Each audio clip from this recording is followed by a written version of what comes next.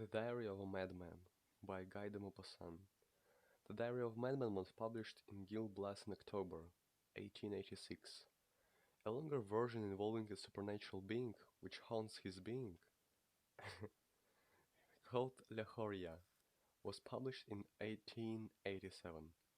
This horror story about an undiscovered madman was loosely adapted into a 1963 horror movie starring Vincent Price and Nancy Kovac. Movie poster at the end. He was dead, the head of a high tribunal, the upright magistrate whose irreproachable life was a proverb in all the courts of France.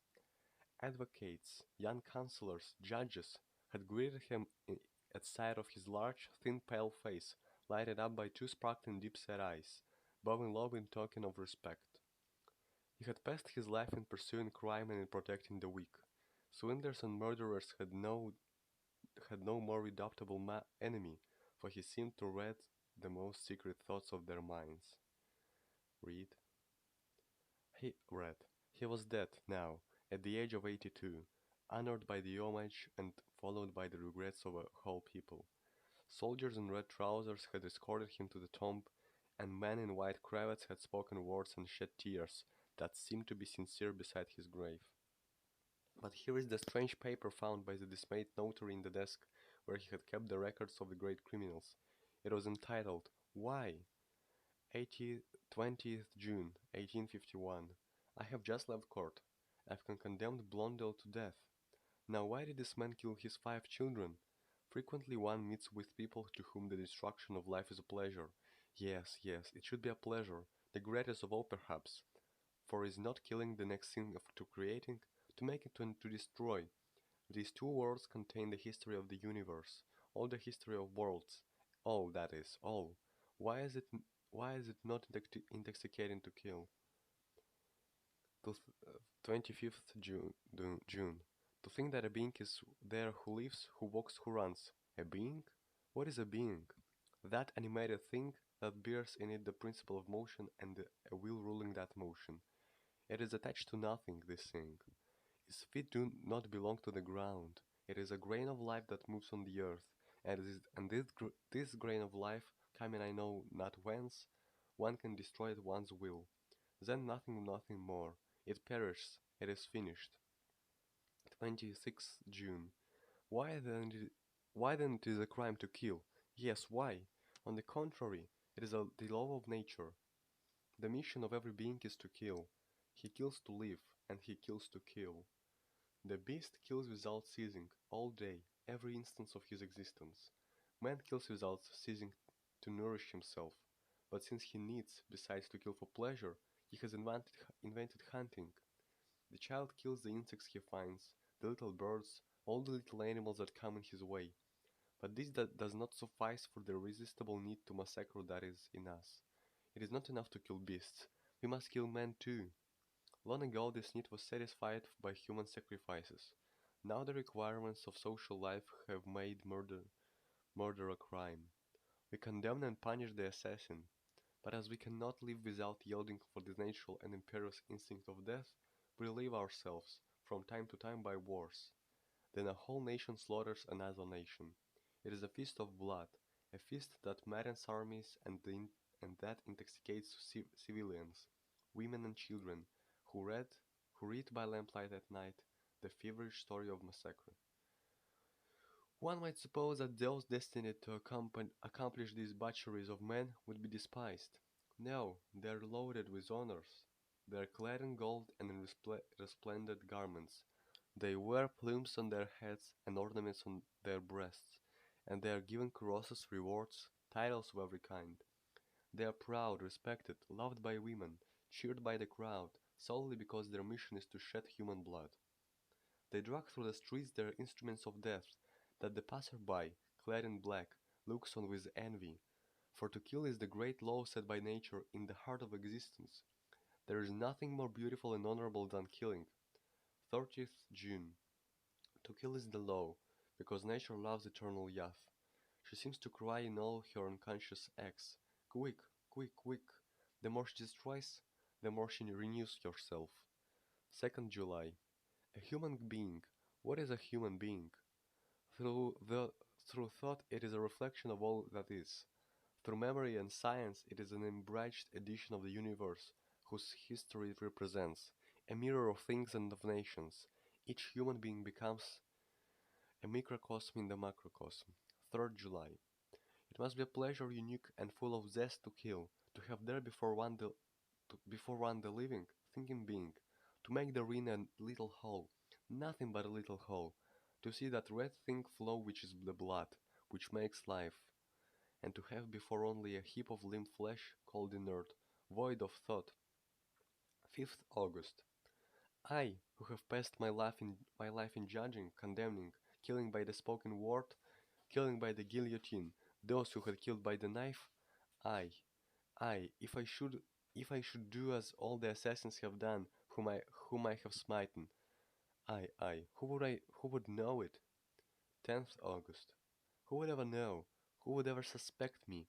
Me, especially if I should choose a being I had no interest in doing away with? 15th August. The temptation has come to me. It pervades my whole being. My hands tremble with the desire to kill. 22nd August. I could resist no longer. I killed the little creature as an experiment, for a beginning. Jean, my servant, had a goldfinch in a cage hung in the office window.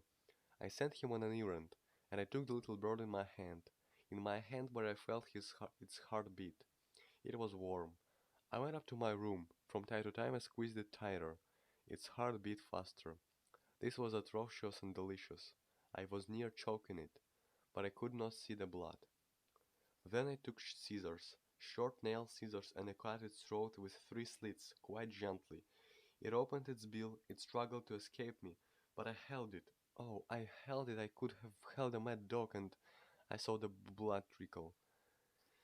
And then I did as assassins do, real ones. I washed the scissors, I washed my hands. I sprinkled water and took the body, the corpse, to the garden to hide it.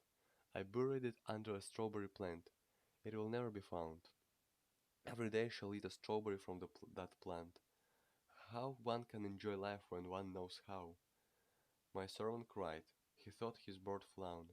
How could he suspect me? Ah, ah. 25th August. I must kill a man, I must. 3rd August. It is done. But what a little thing! I had gone for a walk in the forest of Ferney. I was thinking of nothing. Literally nothing. A child was in the road, a little child eating a slice of bread and butter. He stops to see me pass and says, "Good day, Mr. President." And the thought enters my head. Shall I kill him? I answer, "You're alone, my boy." "Yes, sir." "All alone in the world, in the wood?" "Yes, sir." The wish to kill him intoxicated me like wine. I approached him quite softly, persuaded that he was going to run away, and suddenly I seized him by the throat. He looked at me with terror in his eyes, such eyes. He held my wrists in his little hands and his body writhed like a feather over the fire. Then he moved no more. I threw the body in the ditch, and some weeds on top of it. I returned home and dined well. What little thing it was! In the evening I was very gay, light, rejuvenated. I passed the evening at the prefects.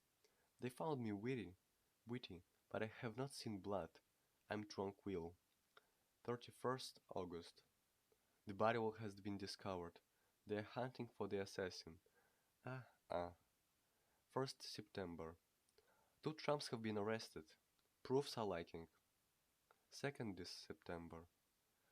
The parents have been to see me. They wept. Ah, ah. 6th October. Nothing has been discovered. Some strolling vagabond must have done the deed. Ah, ah. If I had seen the blood flow, it seems to me I should be tranquil now. The desire to kill is in my blood. It is like the passion of youth at 20. 20th October. Yet another. I was walking by the river after breakfast, and I saw, under a willow, a fisherman asleep. It was noon. A spade was standing in a potato field nearby, as if expressly for me. I took it. I returned, I raised it like a club, and with one blow of the edge I cleft the fisherman's head. Oh, he bled this one, rose-colored blood. It flowed into the water quite gently, and I went away with a grave step. If I had been seen, ah, uh, I should have made an excellent assassin. 25th October. The affair of the fisherman makes a great stir. His nephew who fished with him is charged with the murder. 26th October. The examining magistrate affirms that the nephew is guilty. Everybody in town believes it. Ah, uh, 26th, 7th October. The nephew makes a very poor witness. He had gone to the village to buy bread and cheese, he declared. He swore that his uncle had been killed in his absence. Who would believe him? 28th October. The nephew has all but confessed. They have bangered him so. Justice. 15th November. There are overwhelming proofs against the nephew, who was his uncle's heir. I shall preside all at the sessions. 25th January. To death, to death, to death. I have had him condemned to death. Ah, the Advocate General spoke like an angel. Yet another. I shall go to see him executed. 10th March. It is done. They guillotined him this morning. He died very well, very well. That gave me pleasure. How fine it is to see a man's head cut off. Now I shall wait. I can wait. It would take such a little thing to let myself be caught. The manuscript contained yet another pages, but without relating any new crime. Alienist physicians to whom the awful story has been submitted declare that there are in the world many undiscovered madmen, as adroit and as much to be feared as this monstrous lunatic.